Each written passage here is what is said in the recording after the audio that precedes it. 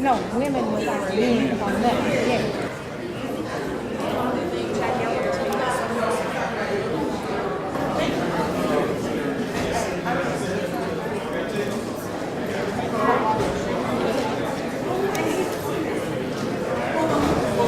I want to make the front page.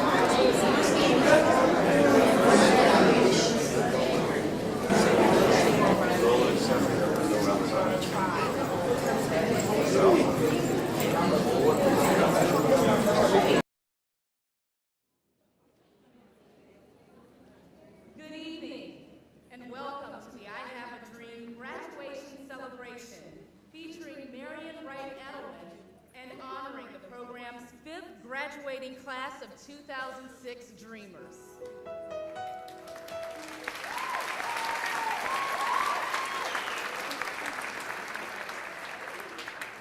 We are so pleased that you could all be with us tonight as we pay tribute to the program that began as a birthday gift by the family of Ben Rogers in honor of his 75th birthday that has impacted the lives of nearly 400 youth in Southeast Texas for more than 18 years.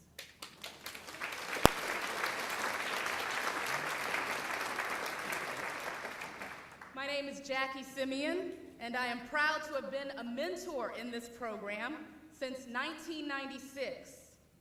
My first Dreamer graduated from high school in 1999, and my second will graduate this May. Her name is Brittany Atkins, and I am very proud to call her a friend.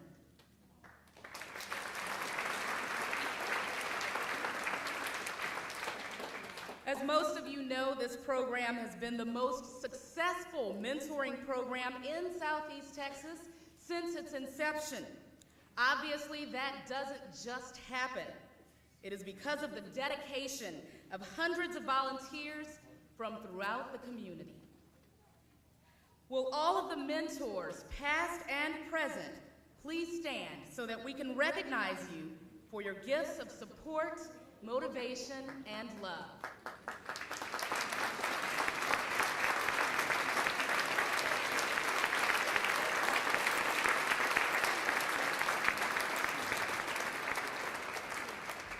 There are also hundreds of individuals and businesses that have generously and faithfully sponsored the program with scholarship funds, incentive awards, and general contributions. Please refer to your program for a listing of scholarship sponsors. Donors, I know you may be hesitant to receive public recognition, but please stand and be honored for your tremendous support over the past 18 years. Would our donors please stand?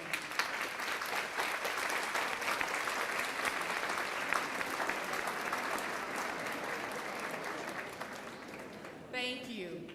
Now, will the parents and families of the Dreamers stand and be recognized for the role you have played in these students' accomplishments?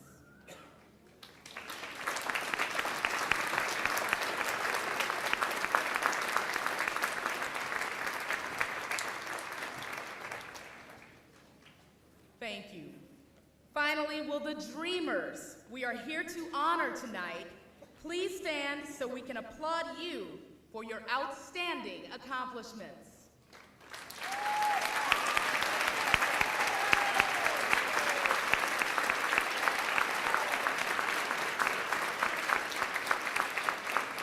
We are so very proud of each and every one of you. These students were inducted into the program in January of 2000 when they were sixth graders. They have been provided with dozens of experiences and invaluable resources that will help them in their academic and personal pursuits.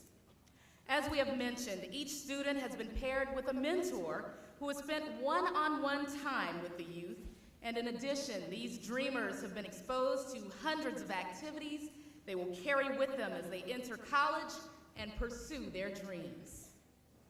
We are also happy that many of those in the community who have played a major role in supporting the organization are here in the audience to celebrate this occasion.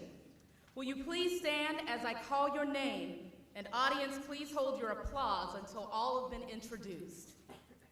Dr. Carol Thomas, BISD Superintendent. BISD has been a wonderful partner since inception, providing guidance and direction and a large number of mentors. Dr. Thomas has publicly stated that he believes this effort is one of the greatest in the country.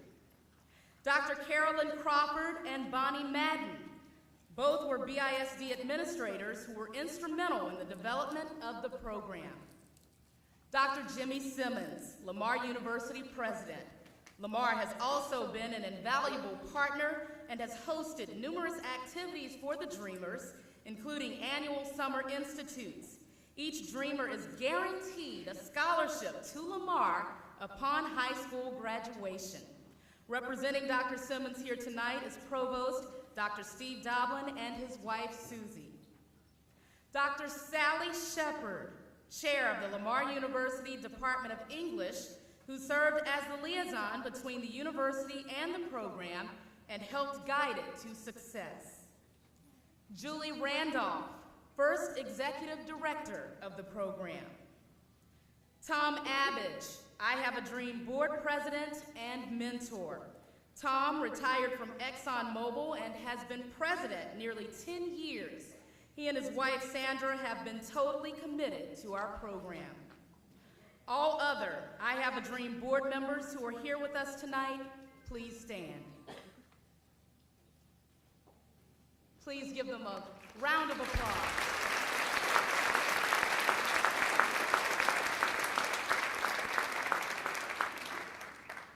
It is my pleasure to also introduce several members of the class of 2006 who have prepared a dramatic selection written by Marian Wright Edelman and presented in her honor. The presentation is under the direction of the talented Cheryl Guidry, a volunteer with I Have a Dream.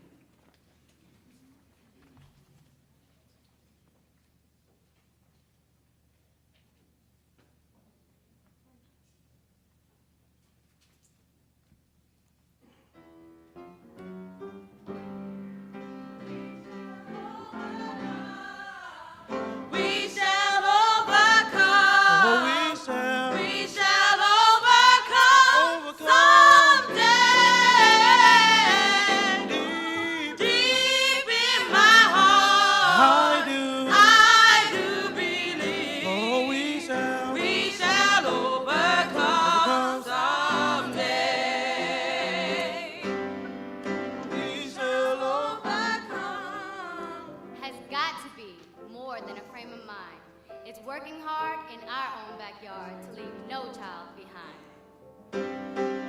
We shall overcome. That's got to be more than a children's prayer. It's sacrifice at any price to show that we care. We shall overcome. Has got to be more than a memory. It's a new resolve to get involved in our community. We shall overcome. Has got to be more than a distant dream and a place on a freedom team. We shall overcome. Has got to be more than a protest song. It is a loving vow to show somehow we may all get along. We shall overcome. Has got to be more than a melody. It's one by one till the job is done to set all the children free. We shall overcome. Has got to be more than a freedom song. It's confidence, being convinced that right will conquer wrong. We shall overcome. Has got to be more than a song we sing. It's the will to fight, to make things right, so the freedom bell can ring. We shall overcome. For the children ring. Let the children be Free. Through the power of the Spirit, let's empower each other to go out with power, to set all the children free.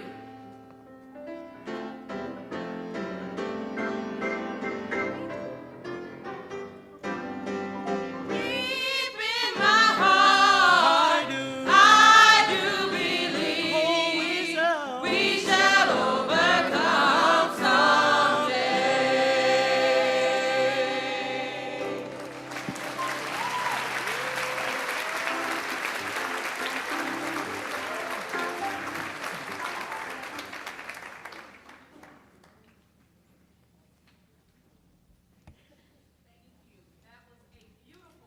Moving tribute. Let's give them another round of applause.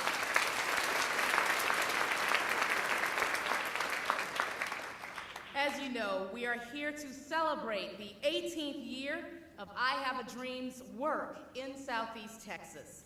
As I mentioned earlier, nearly 400 youth have been participants in the program, but I want to provide you with a few statistics to highlight what has been accomplished since 1998.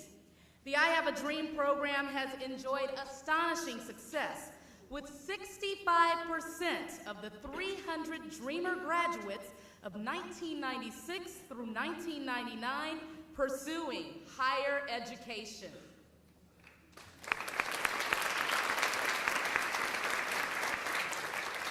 Approximately 120 students are currently attending Lamar University, and almost 100 have graduated from Lamar and other colleges, including the University of Texas, Texas A&M, and West Point.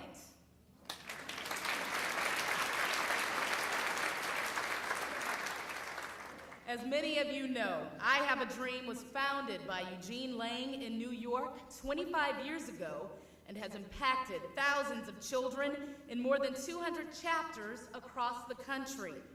Celebrating his 87th birthday this month, Mr. Lang has sent a special message to Ms. Edelman and Regina and has asked us to share it with you this evening. Dear Regina, as I write this note, I delight in the joy and deep sense of fulfillment that you and your 5th class of Beaumont Dreamers rightly share on this occasion of their graduation. Also, what a special benediction for the event it is to have my dear and respected friend, Marian Wright Edelman, add the inspiration of her participation to your celebration. All of us who are committed to the I Have a Dream program recognize her as the true and supremely dedicated apostle of America's social imperative that no child shall be left behind. My fond congratulations to your dreamers, to Marian, and to you, and the cherished memory of your beloved parents. Sincerely, Jean Lang.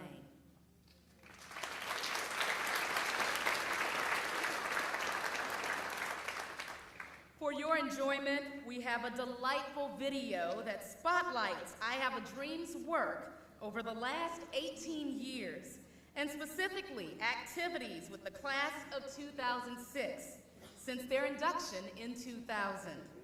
Obviously, the program has amassed thousands of cherished photographs over the last 18 years, but unfortunately, due to time limitations, not all of the wonderful students and mentors could be highlighted in this presentation.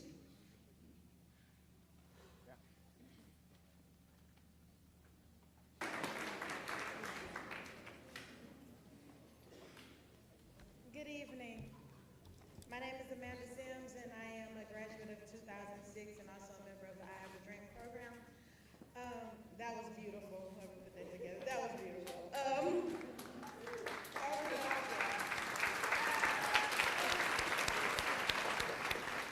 First of all, I would like to say that the I Have a Dream program has made a huge impact in my life.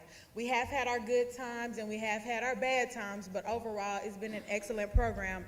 From the meetings, we always knew there would be donuts and Sunny Delight waiting for us. The take it to the bank stores where we did our Christmas shopping, the incentive awards where we just got free food a lot of times. And it's all been wonderful, it really has.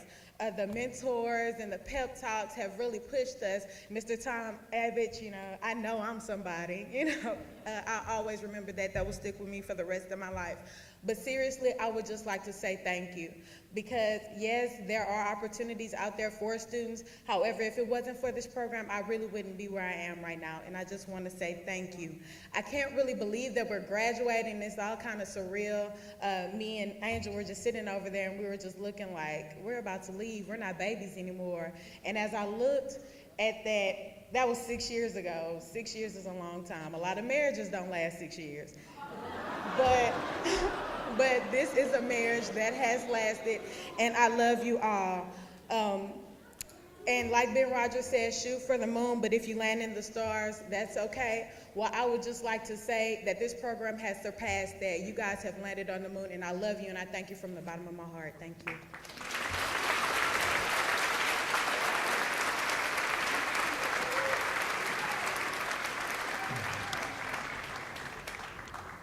Good evening. My name is Angel Rodriguez, and I've been in this program since the 6th grade.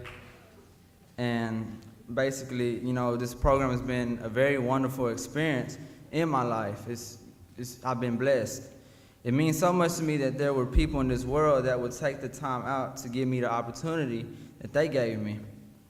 All the sacrifices they put forward just to reward me for doing well in school. I mean, you don't see that every day.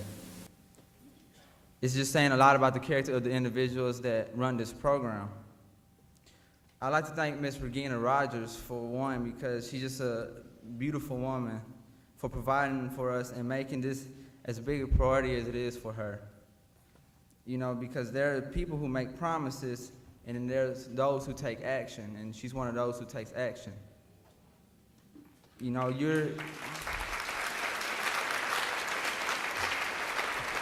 Ms. Regina, you're the epitome of a role model, and actually in the dictionary, they should just take the definition of love away and just place a photo of you.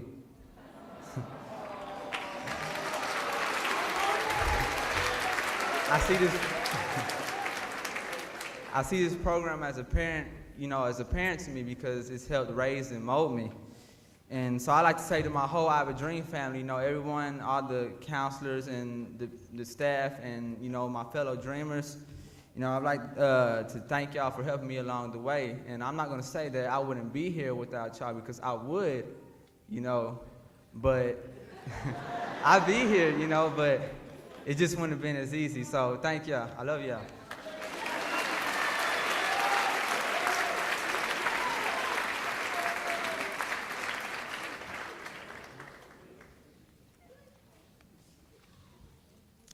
Hello, my name is Jeremy Gordon, and I'm a dreamer.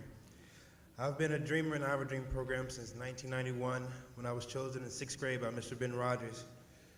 I would like to think that a lot of things in my life wouldn't have been possible without the help of Mr. Ben Rogers, Miss Julie Rogers, and their daughter, Miss Regina Rogers, who helped carry on their legacy. I think back on all the trips to the tutorials and things that I needed rides from, where I'd usually be walking, or I wouldn't be able to find a way, and they would always be there to help me and give me a helping hand. 1998, I graduated from Westbrook. 2003, I graduated from LSU, and with a major in music education, a minor in business administration, and currently I'm the assistant band director at Central High School.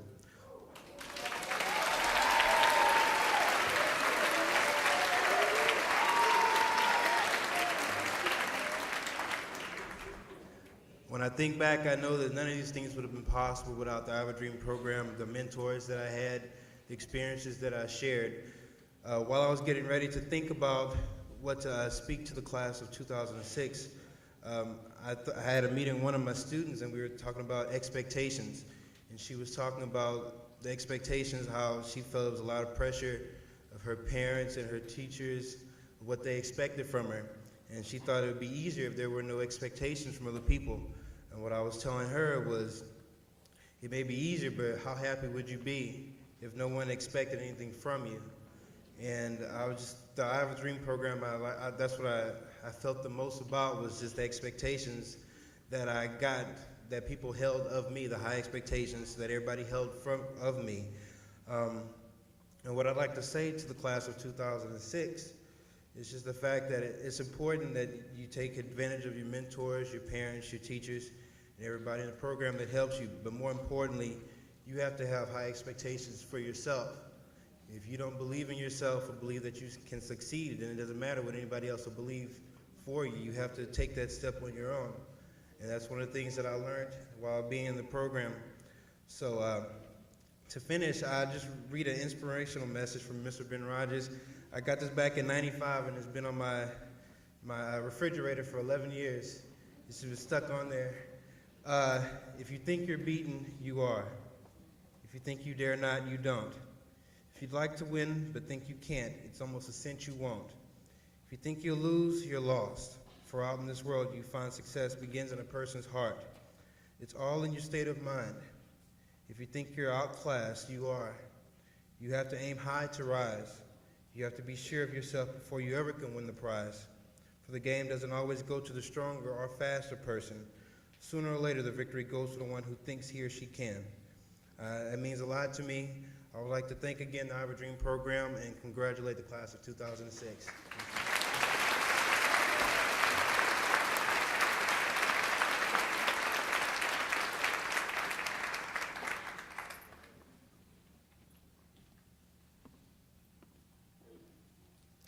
Now, aren't some of you just a little ashamed that Regina had to force you to be in those pictures? Aren't you glad she did that? We'd like to thank the students for those beautiful and touching words. We wish you great success as you continue to pursue your dreams. It is now my honor to introduce I Have a Dream co-founder and executive director, and the person who's like the most wonderful mother you could ever wish for, Regina Rogers.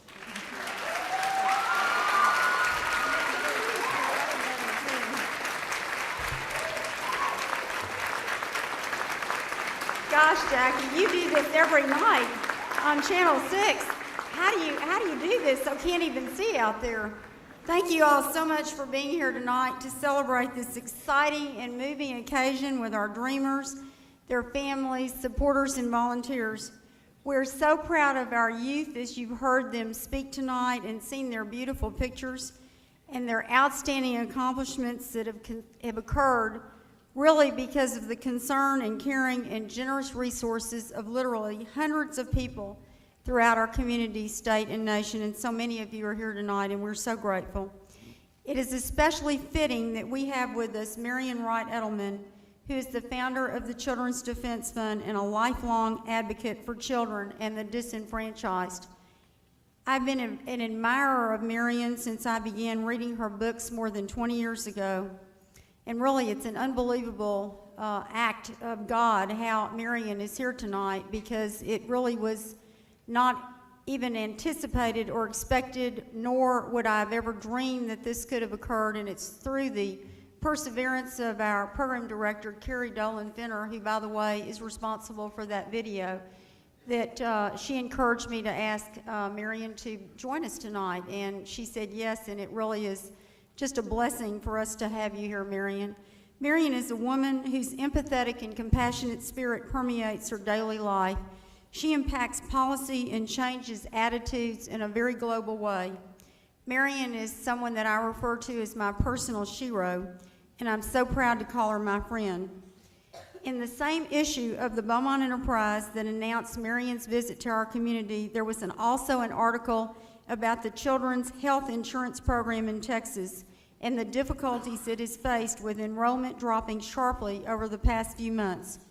For those of you who read the article in depth, you will have noticed that it was advocacy by Marian Wright Edelman's organization, the Children's Defense Fund, and its executive director, Barbara Best, that a major error was discovered and some 6,000 children who were dropped because their families were not told about a new enrollment fee will be reinstated. We are so glad.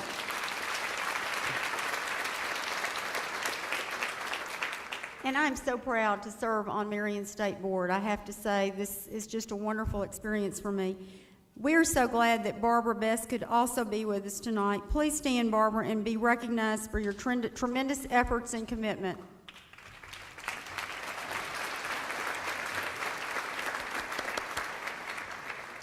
Now, there you are, Barbara. Please stand, because I do want you to be recognized. This is an incredible lady who's leading a wonderful organization. Rather than detail to you Marian's many awards and accomplishments, I refer you to the program for her detailed biography. It is incredible. Yale Law School graduate, first black woman admitted to the Mississippi Bar, winner of the Presidential Medal of Freedom in 2000, just to name a few highlights.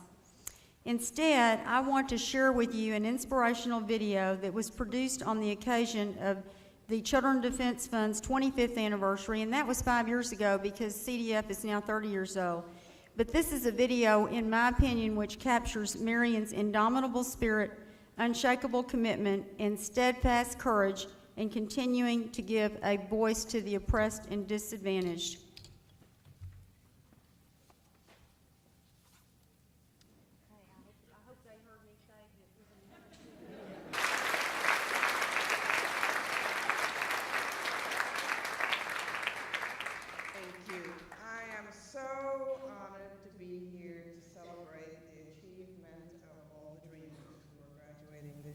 Congratulations on what you've done. And thank the mentors and thank all the supporters of this extraordinary program. But I'm also here because I love Regina Rogers. Somebody once said that God was showing off when he made women, but he was sure enough showing off when he made Regina Rogers.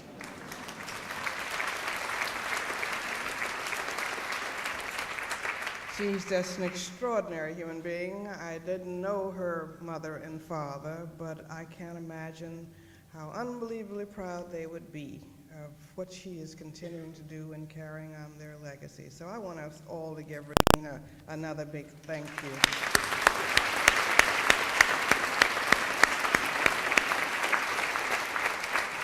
I don't think I know a more loving and generous human being, so Regina, thank you. And I want to talk first to the young people here because you've achieved a lot, but you have a lot still to achieve if you're going to land in both the stars and maybe reach Mr. Rogers' moon. And we're living in a very, very complicated time. And I always worry about making sure that young people know what we adults think is important. And when my oldest son was getting ready to go off to college, I wanted to give it one more try to make sure he understood what I thought was important. So I wrote him a letter, which became a book called The Measure of Our Success. But I think it's time for all of us who are adults in our homes, in our communities, and in our faith institutions, in our public policy institutions, in our business institutions, and in government, to begin to kind of think about what we're saying and teaching our children. I'm often asked what's wrong with our children, when the answer most often is the adults are what's wrong with our children. And we have got to be willing to stand up for our children, but to realize that our children do what we expect of them. And so I want to share with the Dreamers tonight what I shared with my own children and try to share with young people, because too many Americans today keep asking, how much can I get? Not how much can I do without and share, which is why I'm so grateful for the iDream program and for all of you who are sharing what you have with these young people. And too many of us are asking how much, not only how much can I get, but we go around worrying so much about how we can find ourselves. So we need to be asking more, as Jesus asked, how can I lose myself in serving other people? And I hear that Regina's father used to ask every day when they came home, well, what did you do for somebody else? And she and my father, and I can't imagine that they're not cavorting up in heaven together, because that was always the word. People often say, why in the world do you do what you do? I said, it never occurred to me. I never had a chance not to do what I do, because I lived with people who taught that service is the rent you pay for living, and it's not something you do in your spare time. So I hope that Regina's parents and my parents are having a good time up there, and I hope that we're doing the best we can to reflect their values, because when I was growing up, service was as much a part of my daily life and upbringing as eating and sleeping and going to school. Caring black adults were buffers against a very unfair world and a segregated prison that told me as a black girl that I wasn't important. But I didn't believe it, because my parents said it wasn't so, my teacher said it wasn't so, and my daddy, who was the preacher, said it wasn't so. So the childhood message I internalized, and I want each dreamer to internalize, despite what you hear on TV and despite what you may get from your peers, and despite what you may get from adults, many of whom forget this big lesson, is that as God's child, no man or woman or any other human being can look down on you, and you can look down on no other man or woman or peer. And don't you ever forget that. I couldn't play in segregated public playgrounds or sit in a drugstore lunch counter, and a lot of things have changed in the South since then. So my daddy, a Baptist minister, built a playground and a canteen behind our church. Like Regina and all the people who participate in this extraordinary iDream program, whenever Daddy and Mama saw a need, they tried to respond.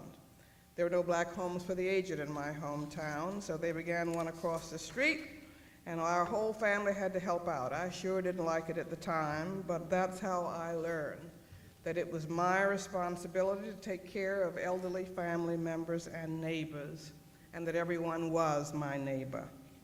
Black church and community members were my watchful, extended parents, and everybody in the community took responsibility for children. They reported on me when I did wrong, and they applauded when I did well. And I still hate that deacon, whom I can remember, who told my daddy where I was somewhere I wasn't supposed to be. But this was very important, that adults spoke to children, saw all the children as their own. And doing well, the adults were very clear, meant being helpful to others, achieving in school, and reading. All the right children figured out after a long little time that the only time Daddy wouldn't give us a chore, because he'd always say, can't you find something constructive to do, was when we were reading. So we all read a lot, so all of us were readers. And I hope that each of you dreamers will read a lot, because reading is your window on the world. Children were taught by example.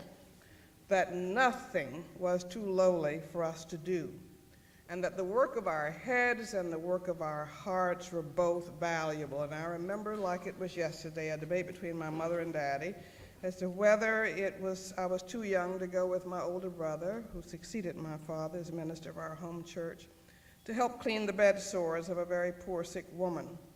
And my dad won that argument, and I went, and I learned just how much the smallest helping hands can mean to a person in need. Our families, our religious congregations, our community made children feel useful and important.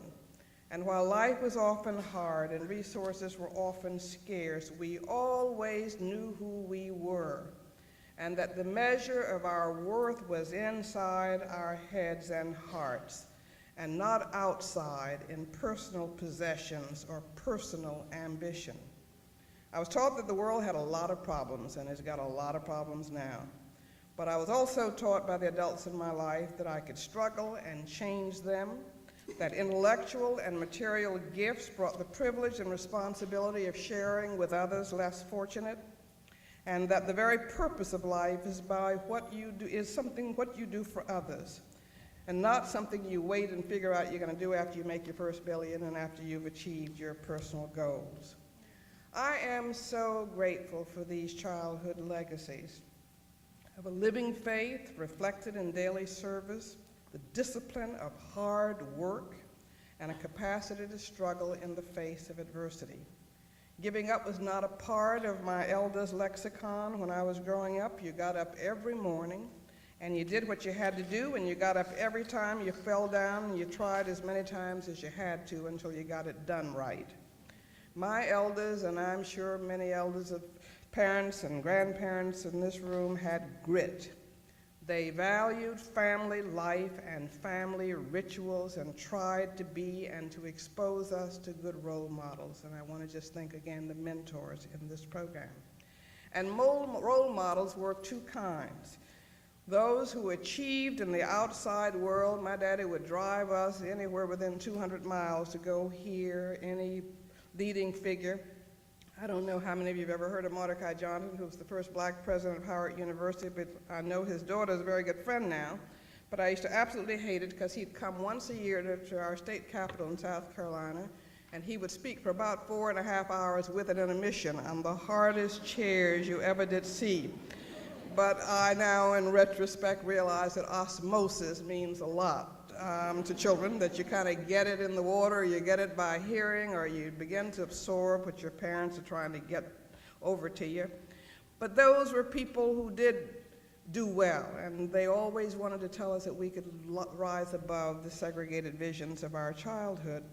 But the role models I remember a lot, and were those who didn't have a whole lot of formal education or money, but who taught us, the community women particularly, by the very special grace in their lives. Christ and Tolstoy's and Gandhi's and Heschel's message that the kingdom of God is within. And every day I get up, tired as I am, and how much I hate what's going on in Washington these days and the politics of the country on both sides of the aisle.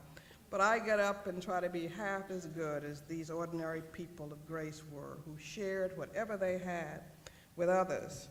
And I'm reminded that you don't have to win in order to be successful, that you got to get up every day and do the best you can. I was 14 years old the night my daddy died, but he died with holes in his shoes, but he had 2 children who had graduated from college, 1 child in college, another in divinity school, and a vision that he was able to convey to me dying in an ambulance, that I, a young black girl, could be and do anything, that race and gender are shadows, and that character, self-discipline, determination, attitude, and service are the substance of life.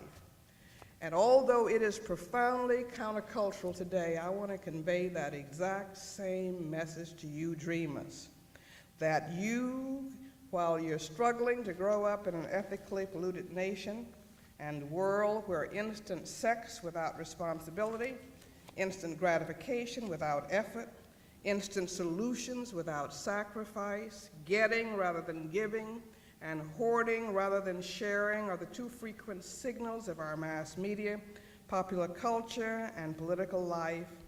I want you to know that it is what you determine, and I was so pleased to see your Dreamer graduate, the bandmaster, the assistant bandmaster, reinforce that. It's about your attitude and your service and your determination to be what you can be. And we've all got to join together in combating what is the standard for success for too many Americans, which is personal greed rather than common good. The standard for striving and achievement for too many has become getting by rather than making an extra effort and serving others. And I tell you, I am so tired of one draft versions of things. Proof your work. I grew up and was trained by lawyers, and we could do 100 pages, and we never had one mistake because we made an effort and we had a standard of excellence that we all tried to meet.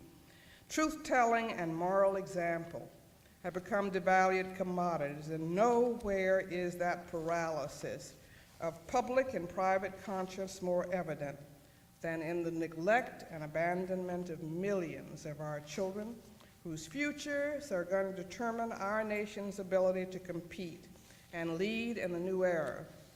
There is something profoundly wrong with the values of a nation where the only universal child policy, the only policy we will guarantee every child in America, is a jail or a detention cell after they get into trouble. It's time for you and I and all of us adults with our young people to build a powerful movement to say, no, we're going to guarantee every child health care and mental health care in America. We're going to guarantee every child a high-quality early childhood education. We're going to guarantee every child a first-rate public education. We're going to see that every child has strong after-school programs and summer programs with competent and safe adults to give them positive alternatives to the streets. We're going to really make sure that we end child poverty and finish Dr. King's dream in the richest nation on earth. But we've got to change the priorities in this nation. We do not have a money problem. We have a values problem in America. And we together have got to build that movement to change those values and those priorities. And not only is it going to save children and save our soul, it's going to save our money and save our future.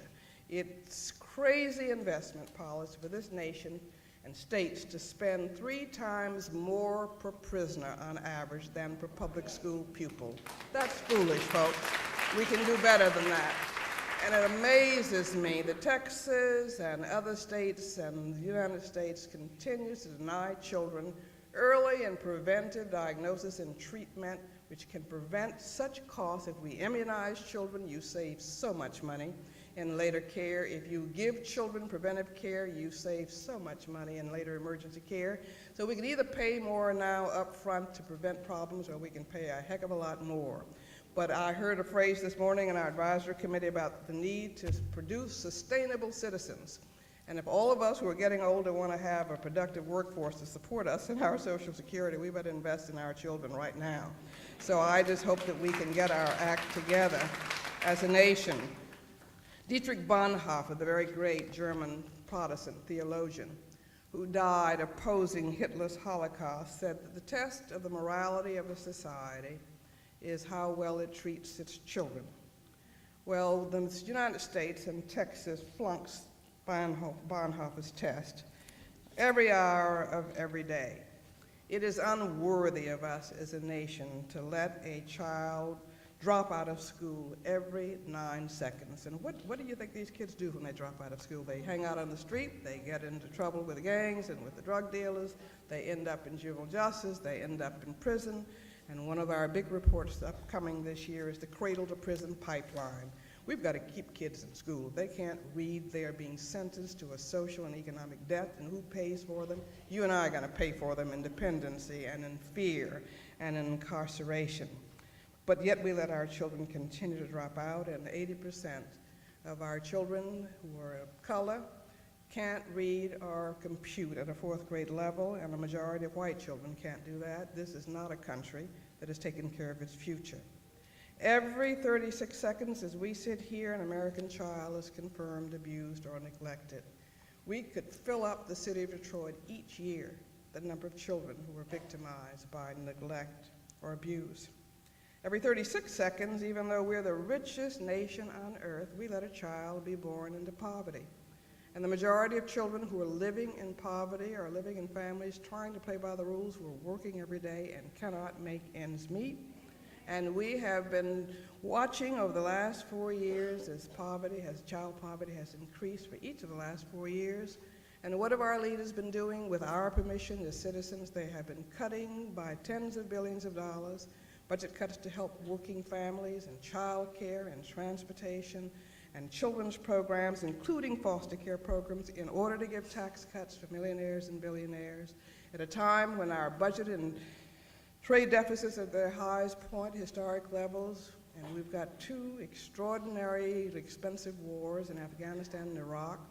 We are spending more and more money on things that are not essential in my view, but we have been cheating our children in order to give to those who don't need, and we need to begin to reset our moral compass.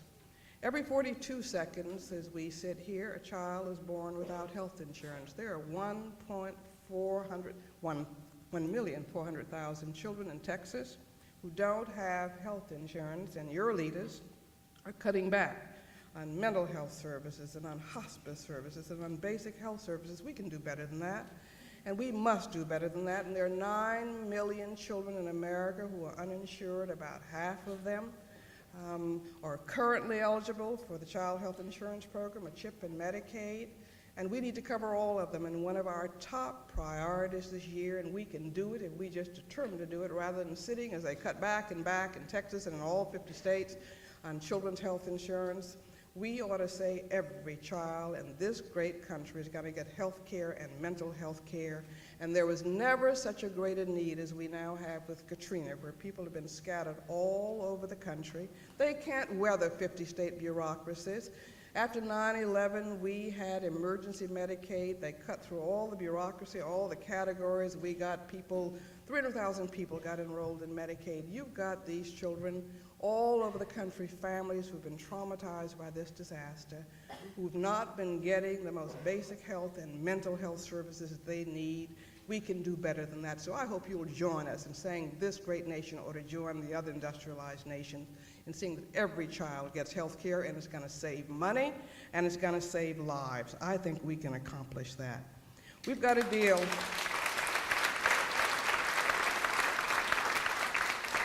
And I want to thank Barbara Best well as CDF Texas, because as the CHIP cutbacks came and we lost hundreds of thousands of children, there was a very big bipartisan campaign here in Texas to try to restore many hundreds of thousands of children, 180,000 children with CHIP benefits, and I am very pleased about the 6,000 children who got benefits back, but I'm not very pleased about the many more who were cut because of new bureaucratic snafus. We can't keep having that happen. Children have only one childhood, and we just need to make a commitment from birth that every child is going to be healthy, and I hope we will achieve that. We've got 5 million children, 5.6 million children, living in extreme poverty. And I think we've got to begin to aim for the moon, like many other industrialized nations, and say we're no longer going to permit our children to be the poorest age group of Americans. Bottom line is that I think that we've lost our sense of what is important as a people, and that's why those of you in this room who have reached out to children and to young people to give them hope and an education, working with their families and working as mentors and generously giving of yourselves in so many ways is so important. But I want to say a few things to the young people here tonight, because I think that too many young people of all races and classes are growing up unable to handle life in hard places. Too many of our young people are growing up without hope, without steady compasses to navigate a world that is reinventing itself at an unpredictable pace, both technologically and politically, and with the internet, the number of messages that they get out of the media is just extraordinary, which makes adult clarity and the voice for some sound, enduring values very important. My generation learned that to accomplish anything, we had to get off the dime. Our children now and our grandchildren must learn to get off the paradigms over and over and to be very flexible, quick, and smart about it. But I think we ought not to be so intimidated by this change and to really believe and share with our children that there are some enduring values, and I do believe that.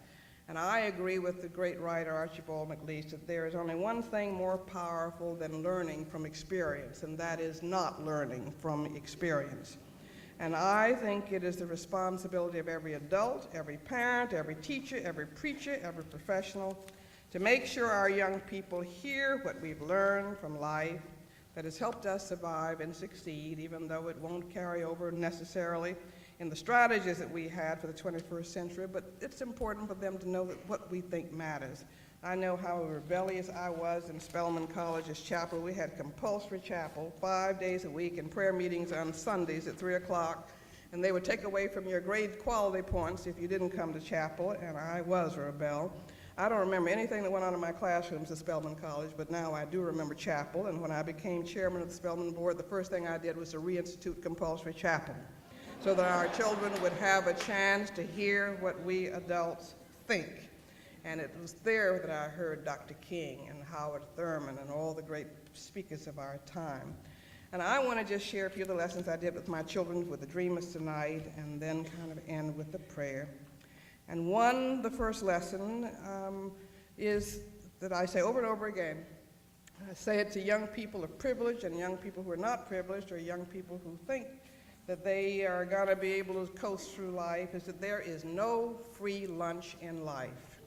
You have gotten a lot of help, and you ought to be very, very grateful. But don't you feel entitled to anything that you don't sweat and struggle for. And the fact that you've gotten through 6 years, and we are so proud of you, I want you to go ahead and keep struggling, because our nation also needs to learn that it's not entitled to world leadership based on the past or on what we say rather than on how well we perform and meet changing world needs. And while our dream young people, I think, are disproportionately African American, Latino, and Asian American children and Native American children, I always tell them that you can never take anything for granted in America. And even though we have seen miraculous and transforming change, don't think that it can't begin to lose ground. And I worry a lot about racial intolerance that is resurging all over our land. It may be wrapped up in new euphemisms and better etiquette, but as Frederick Douglass warned us earlier, it's the same old snake. And we must not let our nation move backward. And I always tell privileged white young people and middle-class black young people and brown young people who think they've made it or who think that they're entitled to leadership by accident of birth, that we're all living in a world which is already 2/3 non-white and poor, and that our nation, like California and Texas, is becoming a mosaic of much greater diversity that we're all going to have to understand and respect and work with. And in many ways, you cannot educate our young people today without educating them about the diverse global economy and the diverse small global village we're living in. And I hope that you will carry this message forth as you go off to college and go off to life. So don't ever think that you've got it made. Don't ever think that you can get to the top. I mean, there's so many young people who think they can kind of get over, and they don't want to walk up the stairs to success. They want to take the elevator straight to the top floor. I just want to say you got to work your way up, hard and continuously. When you go on off to college, after you graduate, and after all of your extraordinary good work, just keep doing your homework. Don't ever be lazy. I know you never are. Please pay attention to detail. Take care and pride in your work. Take the initiative in creating your own opportunity, and don't wait around for other people to discover you or do you a favor. Don't assume a door is closed, and don't assume if it was closed yesterday that it's going to be closed today. You go keep pushing on those doors, and don't ever stop learning and improving your mind, because if you do, you and our nation are going to be left behind. Lesson 2 is don't scatter all of your energies. Set thoughtful goals and work quietly and systematically to achieve them. Don't feel you have to talk if you don't have anything to say that matters. Please resist very quick fix, simplistic answers, which is just too much. In vogue in our culture. We all want to have easy gains. We want it to happen right yesterday, because a lot of quick gains disappear just as quickly as they come. So many of us talk big and act small. So many of us get bogged down in our own ego needs and lose sight of deeper needs, family and community. And I want you to take parenting seriously. Don't have babies until you're ready to support them for a lifetime. And that goes for fathers as well as mothers.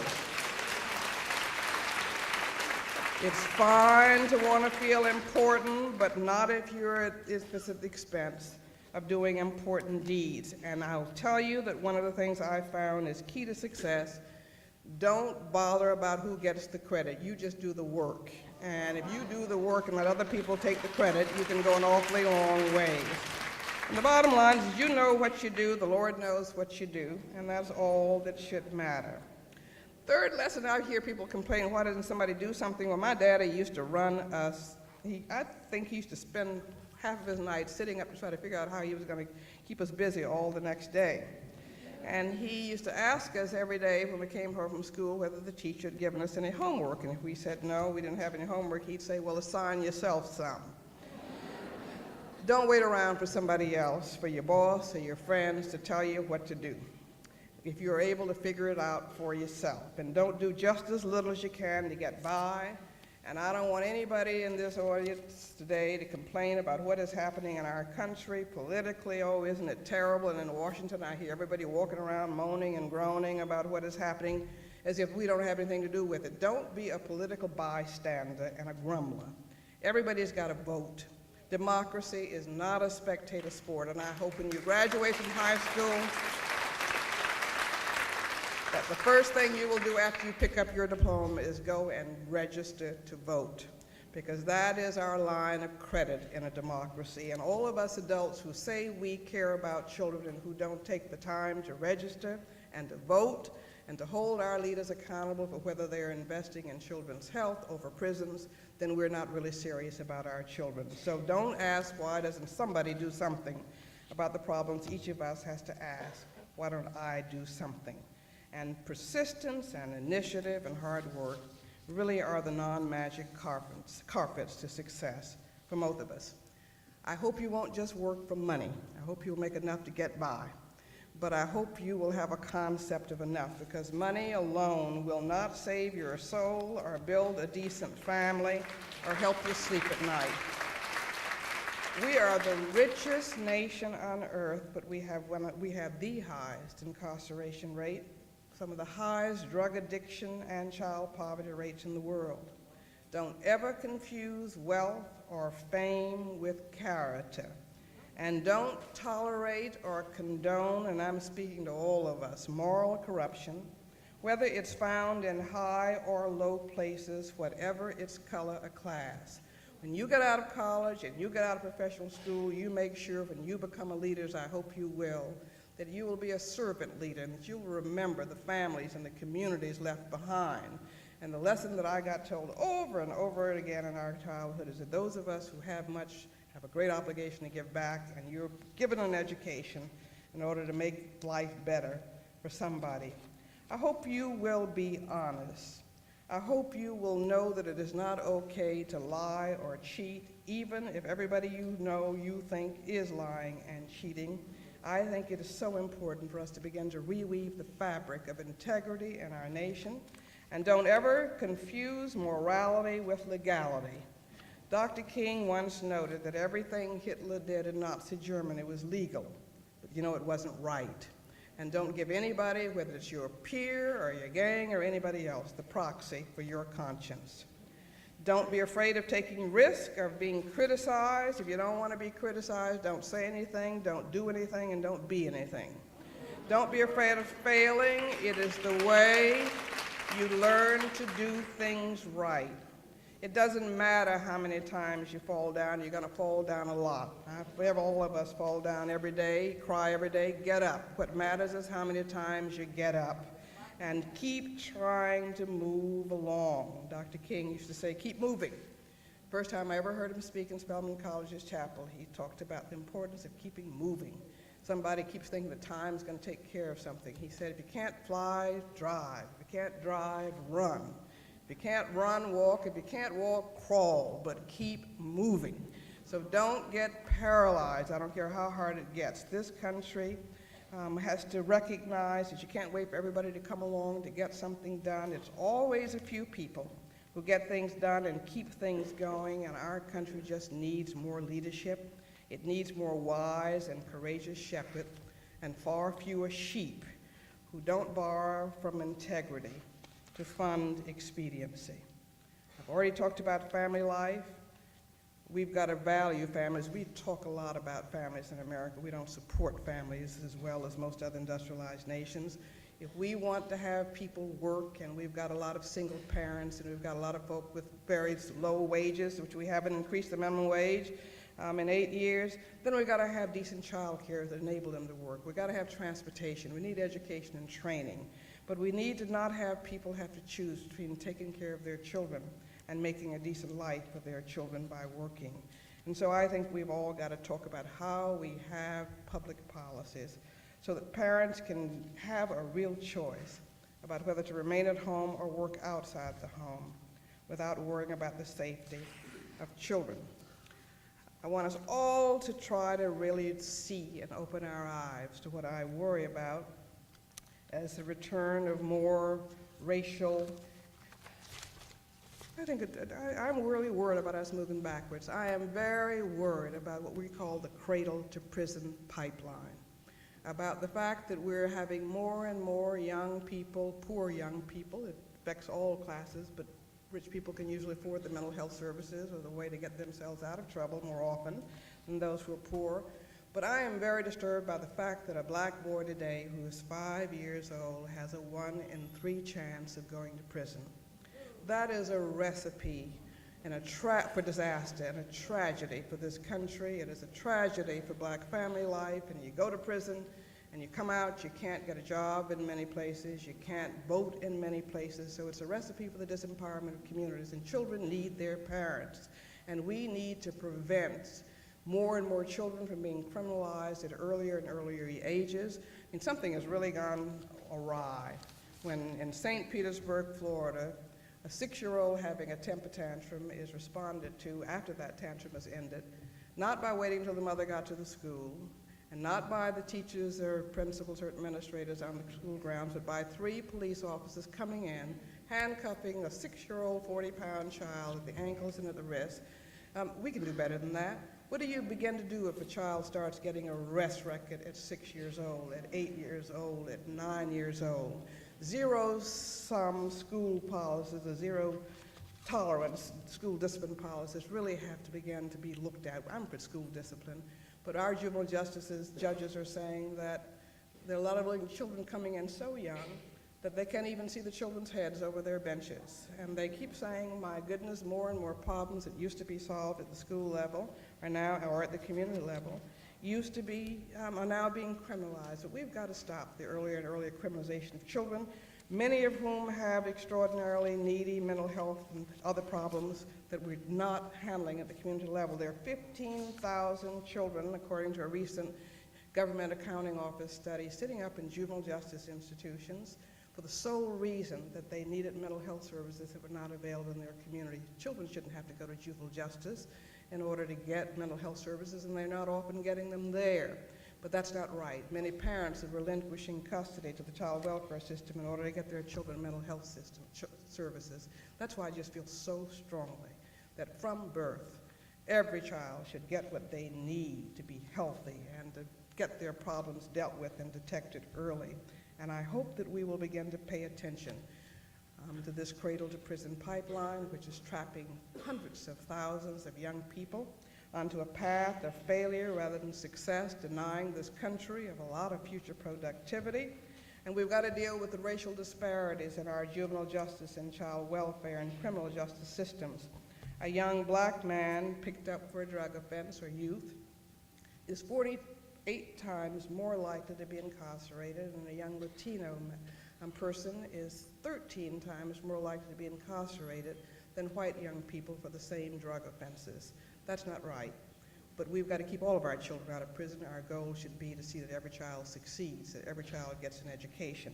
And if we put our money and we put our practices there, we can begin to do this. And I hope you will join with us in beginning a public conversation about this cradle to prison pipeline and whether we can't do better and give our children hope rather than a future that looks hopeless. I also hope that we will speak up and really get all of us in our communities and in our schools and every place else really discussing in an honest and open manner our divisions of race and class and gender which continue. I hope that all of us will be a part of the solution to bringing our country together and to speak up against anything that divides us.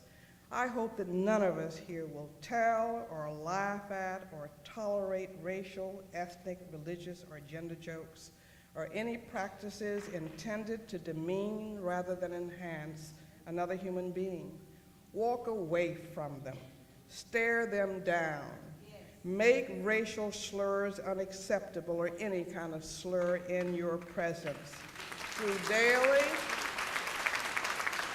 daily moral consciousness, each of us has a responsibility to counter the proliferating voices of racial and ethnic and religious division that are gaining respectability over our land and throughout our world. And let's face up to, rather than ignore, our growing racial problems, which have been America's historic and future Achilles heel. I do not want my grandchildren to have the kind of country that I had when I was growing up. We've come too far. Let's don't go backwards, and let's each make a commitment to do that. And I don't think we have to play a blame game. I love Rabbi Abraham Joshua Heschel, and I think he put it very aptly when he said that we're not all equally guilty for the problems that we all face, but we're all equally responsible for solving them and for building a decent and a just America. So much, and I'm almost at the end here, so much of our country is about style and not about substance. It's about political charm rather than about decency and sound policy. And we often forget what is important. And we can have our political leaders will say the most wonderful things, but the key is to look at their budget priorities and look at the actual policies behind them. And you'll then see what we value. And all of us need to begin to hold our leaders accountable. It is just not right to cut billions of dollars from children and from the poor and from the neglected and abused and from infrastructures that our cities and rural areas need in order to give tax cuts. We need to stand up and say that's not right. You don't take from the rich. You don't take from the poor to give to the rich. You don't deny children what they need to survive in order to pander to a few. And I hope we will just have that conversation and really have a robust effort to try to see if we can't make sure that our children come first. Final two things, there's a lot of noise in our culture. And it's very hard to kind of listen and to be silent, and I have to talk to myself a lot. And one of the great speeches I heard in Spelman's Chapel was from a great black theologian named Howard Thurman, who was the chaplain at Boston University for many years. And he said that there is something in every one of us, and every one of you that waits and listens for the sound of the genuine in ourselves. And it is, Thurman said, the only true guide you'll ever have. And if you cannot hear it, you will all of your life spend your days on the ends of strings that somebody else pulls. I hope in the middle of all the noise, all the TV, all the internet stuff, all the technological gimmicks that we got, gadgets that we have, that you will somehow find space and place to be silent and to try to listen to what life is about and to see and hear other people in a thoughtful way. Small, Einstein said, is the number of those who see with their own eyes and feel with their own ears and I really hope that each of you young dreamers will be one of them. So many noises, so many competing demands. Don't lose the sound of the genuine in yourself. And last, don't ever think life is not worth living or that you cannot make a difference. Don't you ever give up. I don't care how hard it gets, and it's going to get very hard sometimes. But an old proverb says is when you get to your wits' end, that's where God lives. Harriet Beecher Stowe said that when you get into a tight place and everything goes against you till it seems as though you could not hold on for a minute longer, never give up then, for that is just the place and the time that the tide will turn. And I hope when you run into your rough patches, and you will, dreamers, run into rough patches, and I was deeply moved today meeting with a group of children from Katrina, and you want to just say, don't give up. You've just got to know that there are people who love you, that you can make it, and that you must hang in with life, and that you are never, ever alone. Let me just end with Dr. King's dream, because the week before he died, he preached at the National Cathedral in Washington, which is in my neighborhood, and he talked about remaining awake during a great revolution was the title of his sermon. And he told about the parable of Dives and Lazarus, the rich man Dives and the poor man Lazarus, who languished away and begged at the gate.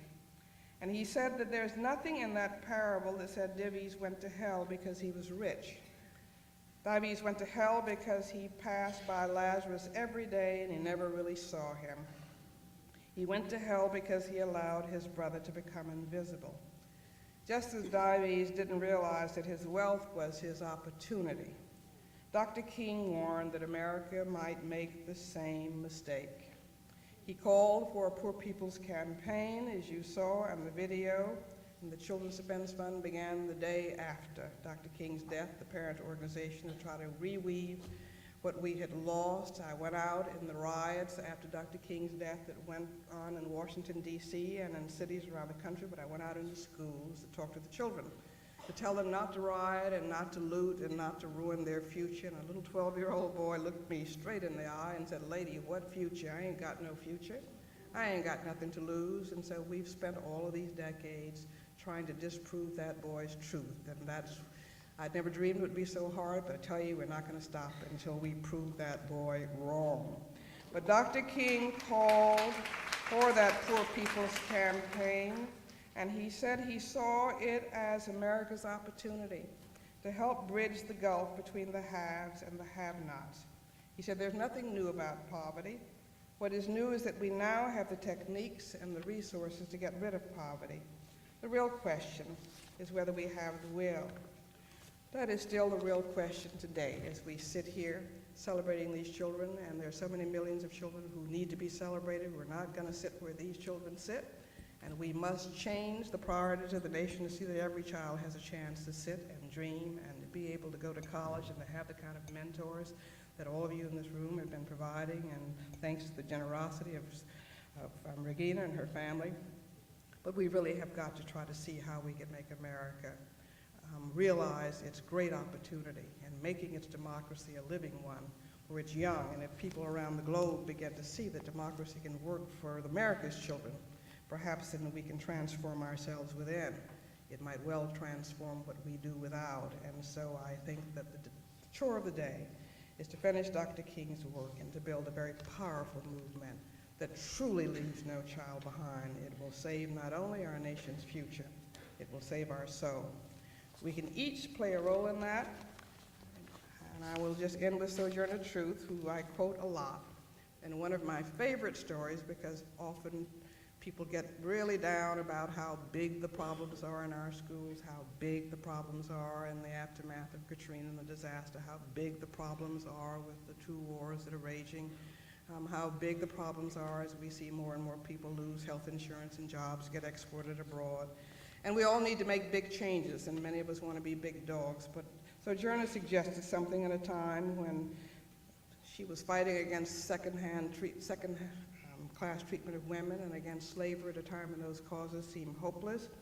One day when she was speaking out against slavery, she was heckled by an old white man in the audience, and she was a brilliant but an illiterate slave woman, but she had a way of just kind of getting to the point. And when she got heckled by an old white man who stood up and told her and the whole audience that he didn't care anymore about her old anti-slavery talk than for an old flea bite, she snapped back at him and said, "That's all right, the Lord willing, I'm going to keep you scratching."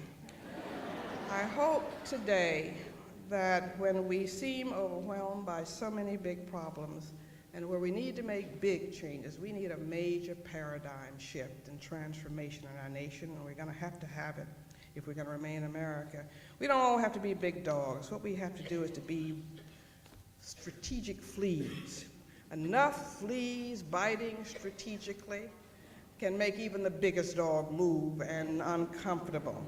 And if there are enough of us who are fleas for justice for children that they flick some of us off and we keep coming back and making everybody feel uncomfortable, we can begin to transform the priorities of this nation. I just have seen the Flea Corps for Children grow.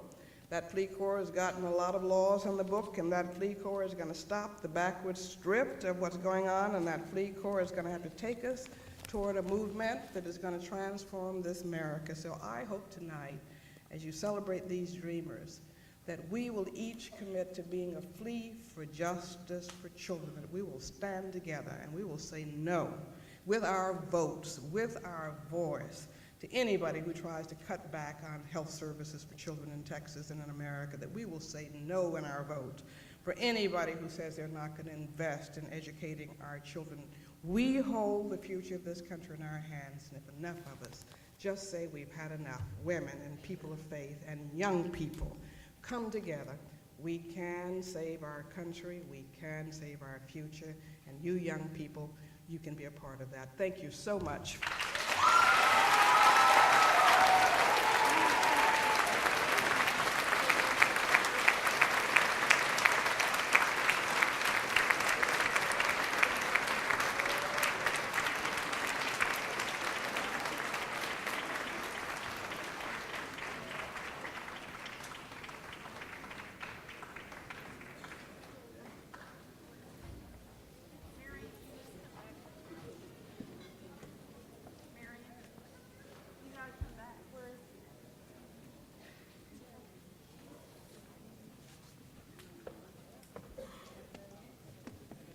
I'd like to give Ms. Edelman another big round of applause.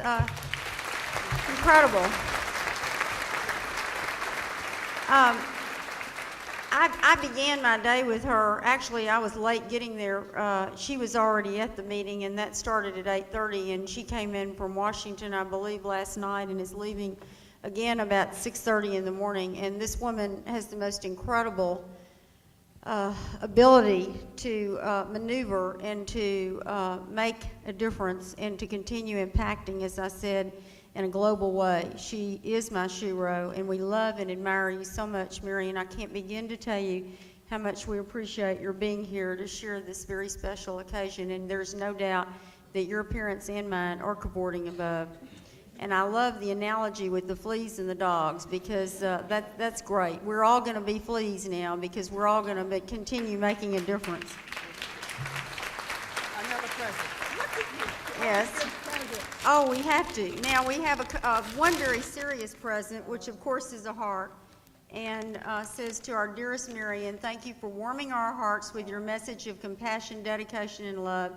You're an inspiration. We love you. The I Have a Dream program. Now, that's the serious present. That's the serious present. But here is, can you hold that? Here is the cute present, which I actually bought myself, and boy, I hope this fits. Now, what am I going to do with this? I tell you,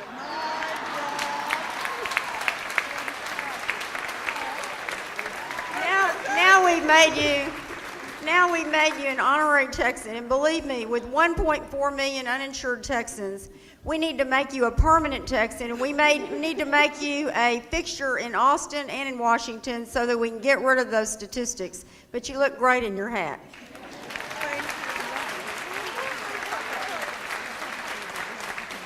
Yes, there are two other people that are coming up. I've got cowboy boots too.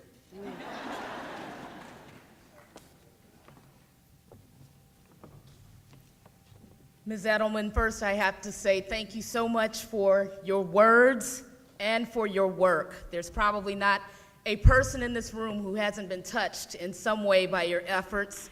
Standing before you is a woman who in 1977 was a student in the Head Start program in Louisiana. So I thank you.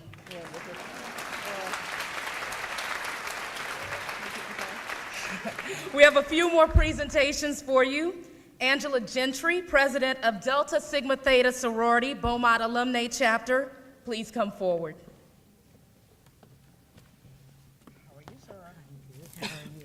Good evening. My name is Angela Gentry, as Jackie mentioned. Would all of the members of the Beaumont Alumni Chapter of Delta Sigma Theta please stand? And if there are any other Deltas, please stand with them.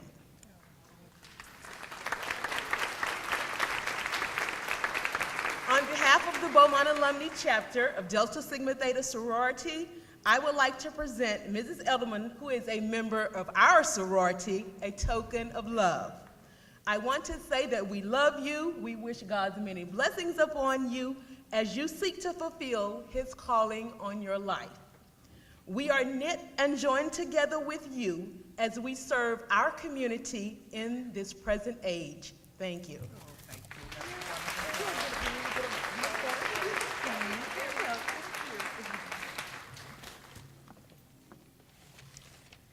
And now Beaumont Mayor Pro Tem and City Councilman Odwin Samuel, please come forward for your presentation.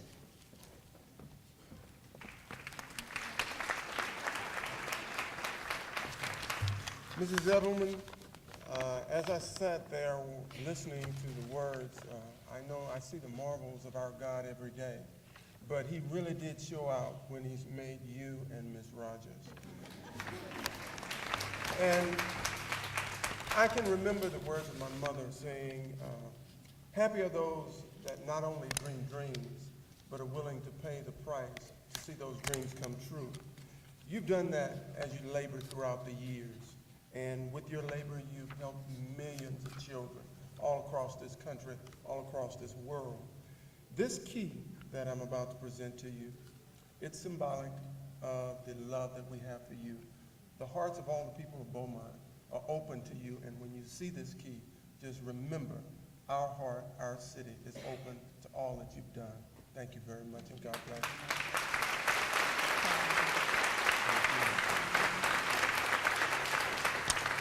And as I said, it wasn't only just one, but I sat there and I had a vision of a story that I once heard, and that story went on to say that I kind of envisioned two women kind of strolling down the beach. And as they strolled down the beach, you would see them reach down, and they would pick up a starfish and throw it back into the ocean. And someone said, well, ma'am, you can't save all the starfish. But I heard you and Regina both say, we saved that one.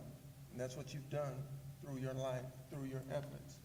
And on behalf of our mayor, Guy Goodson, the Beaumont City Council, and all of the citizens of our city, we present you, Ms. Rogers, with this proclamation.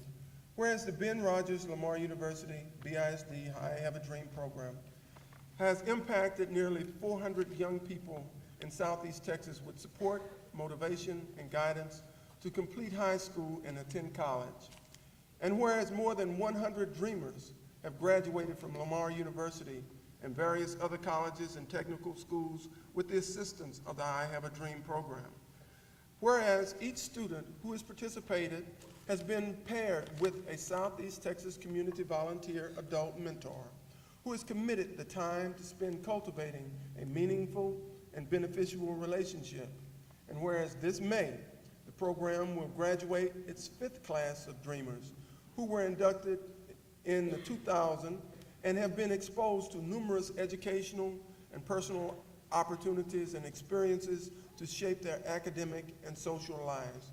And now, therefore, the Mayor Guy Goodson, the Mayor of the City of Beaumont, does hereby proclaim and honor the Ben Rogers Lamar University BISD I Have a Dream program for its 18th year, committed to improving the lives of the youth of today. And accordingly, the mayor set his hand and caused the seal of the city of Beaumont be affixed this 8th day of March in the year 2006. Thank you.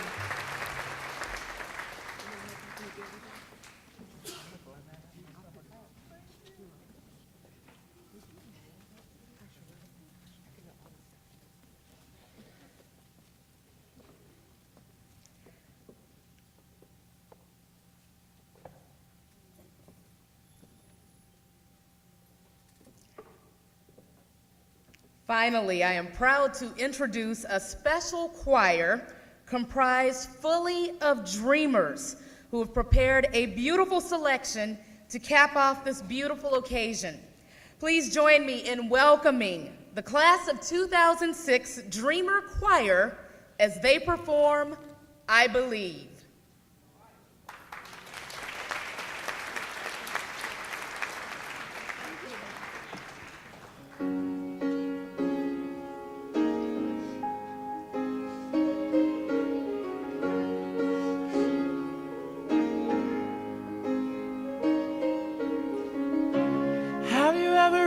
The rainbow's end, and did you find your pot of gold? Ever catch a shooting star? And tell me how high did you soar? Ever feel like you were dreaming just to find that you're awake? And the magic that surrounds you can lift you up and guide you on your way. I can see it in the stars across the sky. Dreamt 100,000 dreams before, now I finally realize. You see, I'm waiting on my line for this moment to arrive. And finally, I believe.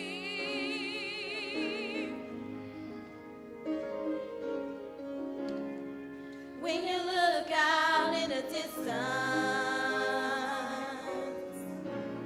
you see it never was that far. Oh no, heaven knows your existence and wants you to be everything you are. Oh, there's a time for every soul to fly. It's in the eyes of every child. It's a hope that love can save the world.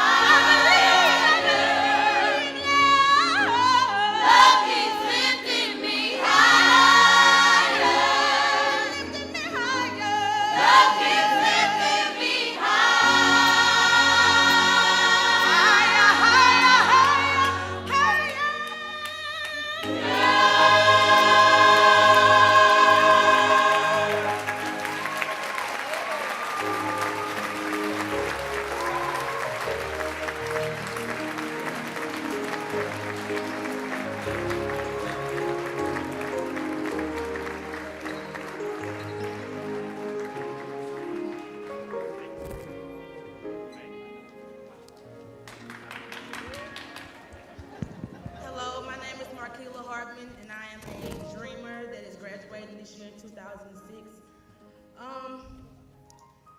Today, when I was asked to present Miss Regina Rogers with a special gift from all of the Dreamers, at first I wasn't sure what to say. I went home and I asked my mom what to say, and she said, just to speak to my heart. So this is what I wrote when we left from practice earlier. Aura is for how she can read our thoughts and feelings without us saying a single word. E is for her encouraging words after one of Miss Marguerite Humphrey's grade speeches. G is for her giving and giving and giving, and for our taking, and her never expecting us to give anything back. I is for her intelligence and her knowledge and wisdom she has bestowed in all of us in 6th grade and now into our senior year. N is for her never giving up on us, even when we got on her nerves. And A is for her adorable kisses and tears that she shared with us at every and each event. From all of the Dreamers of the class of 2006, we love you and thank you for everything you've done for us.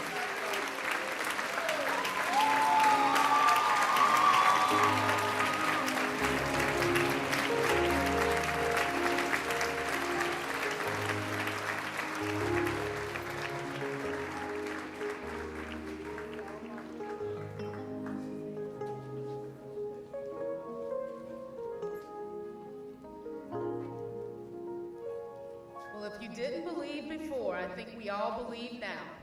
Thank you. Thank all of you for coming together to help us celebrate the I Have a Dream program's class of 2006 and the program's 18th year of helping young people in Southeast Texas. This is such a special night, and I know that it is one none of us will soon forget. Special thanks to Debbie Bando and Bando's Catering, the staff of the Jefferson Theater, and A1 Rentals for their efforts and support, and to Jules Smith for helping the Dreamers with the piano accompaniment. Please join us for a dessert reception immediately following the benediction and Ms. Edelman's book signing in the lobby.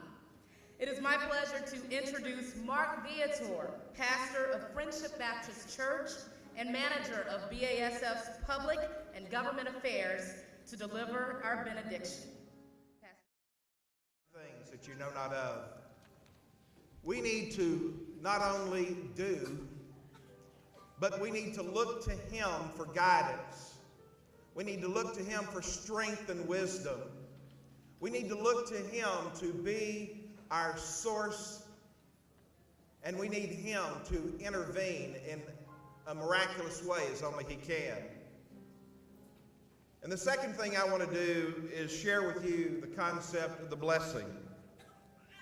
You see, I'm reminded that by the psalmist that children are a heritage of the Lord. I'm reminded that Jesus said that it would be better for a large stone to be tied around your neck and for you to be thrown in the sea than for you to mistreat a child. I'm reminded that the prophet Malachi said that before the great and dreadful day of the Lord, that God would turn the hearts of the fathers back to the children and turn the hearts of the children back to the fathers. And so I'm going to pray in a moment. I'm going to ask you to believe that God will work against the injustice, that God will move our hearts. But the second thing is the concept of the blessing. The Bible says, "Bless the Lord, O my soul, and all that's within me, bless His holy name." We're to bless Him. Moses stood before his congregation and blessed the people. King David came back from war and blessed his family. Jesus, when the disciples wouldn't allow the children to come unto me, He said, "Forbid not the children to come unto me," and He took them in His arms and blessed them. He also said that we are to bless those who persecute us. So from the most innocent child of the most vilest enemy, we're commanded to bless and curse not. So I want to speak a blessing upon all the dreamers. I want to speak a blessing upon all the mentors, and I want to speak a blessing upon those who work for justice, like my dear, sweet friend, Regina Rogers and Miss Edelman. So I'm going to ask you to believe with me. He said, call upon me and I will answer and show you great and mighty things that you know not of. You see, part of it is us not just believing that we can, but believing that he can. Join me if you would. Heavenly Father, I praise you because you are love and you are mercy. But I pray that in a day in which our children are in so much need, that you would move upon our hearts. Move us to compassion to make our children a priority. I pray that you'd move upon the hearts of our fathers, not only in homes, but the fathers that rule this nation. And I pray that you would cause them to have children as a priority in such a way that they're not moved by press ops and they're not moved by sound bites, but they're moved by action and policy that causes change. I pray now your blessing. I pray your blessing upon every dreamer that's graduating. I ask that you use their lives for your glory, in order that you would work in them your divine purpose and will. I pray for the mentors that you'd give them strength, give them determination, give them a heart not to quit. And Lord, I pray your blessing upon two special champions tonight. I pray that you would bless them in order that you would bless them indeed, that you would multiply their influence and borders, that you would keep your hand upon them and keep them from pain, that they may not cause harm or harm to be caused to them. And I thank you for that. We rejoice tonight in this evening. Amen.